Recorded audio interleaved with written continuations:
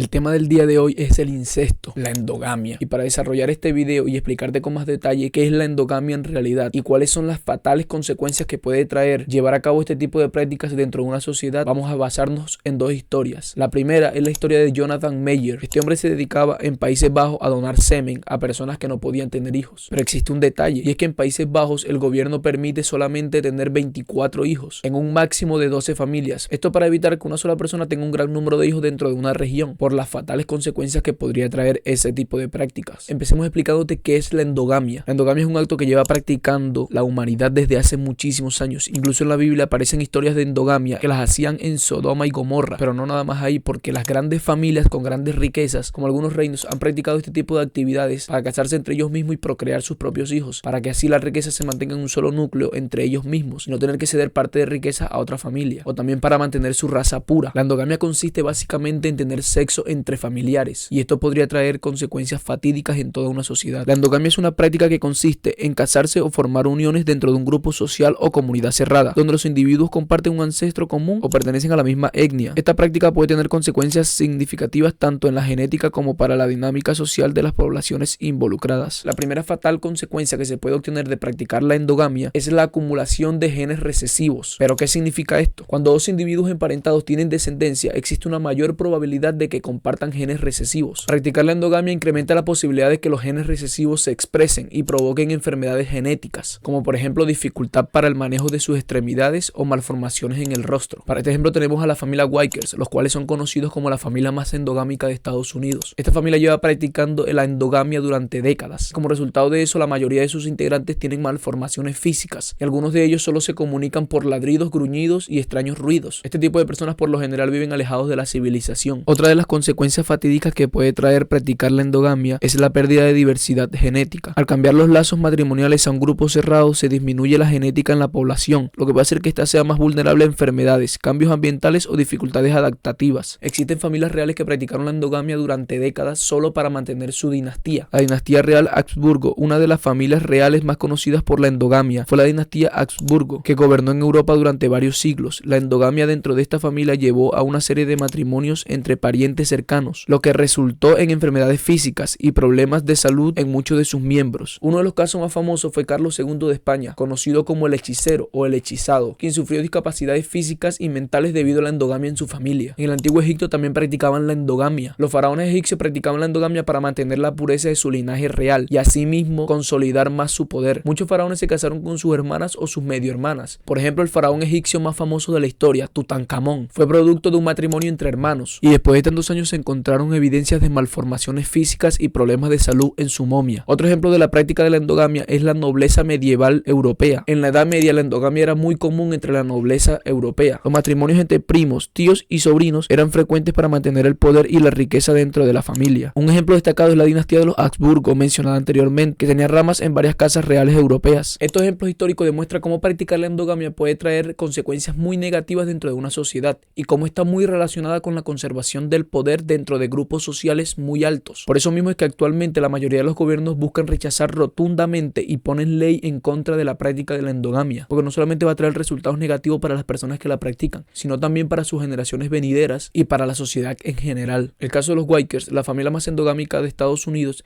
que saltó a la luz gracias al gran fotógrafo Mark Laita, debería ser usado como ejemplo para el resto del mundo, para que no se vuelva a practicar más nunca la endogamia, porque puede traer muchas consecuencias fatídicas dentro de una sociedad. Imagínate que de todos los integrantes de esa familia que son conocidos actualmente, solo una persona está totalmente libre de enfermedades y malformaciones físicas, porque el resto todos o tienen malformaciones físicas o tienen dificultades al hablar y comunicarse con otras personas. Y todo esto ha sido consecuencia de la práctica de la endogamia que tuvieron sus antepasados. Para entender la endogamia tenemos que entender solo un poquito sobre cómo funciona la herencia genética. Los seres humanos tenemos dos copias de cada gen, uno heredado de cada progenitor. Tener dos copias de cada gen de cada progenitor es súper buenísimo y es considerado una maravilla de la naturaleza, porque si uno de los genes no funciona, el otro se encarga de hacer todo el trabajo. Por ejemplo, para las enfermedades genéticas, si uno de los genes es defectuoso, el otro puede compensar el defecto que tiene uno de los genes y así prevenir que las enfermedades genéticas se manifiesten. Sin embargo, si un individuo nace con los dos genes defectuosos, la enfermedad se va a manifestar sí o sí. Y por eso es que cuando dos personas comparten genes y tienen descendencia, existe una mayor probabilidad de que su descendencia nazca con alguno de los genes defectuosos o con los dos. Y por eso es que se manifiestan las enfermedades genéticas. Esto también puede pasar aunque tú tengas descendencia con una persona que no tiene ningún tipo de relación información genética contigo. Incluso tú te podrías ir hasta otro país muy lejano, al otro lado del mundo, y tener descendencia con una persona de ese país, y aún así tu descendencia puede nacer con 2 genes defectuosos y se manifestarán enfermedades genéticas o malformaciones físicas.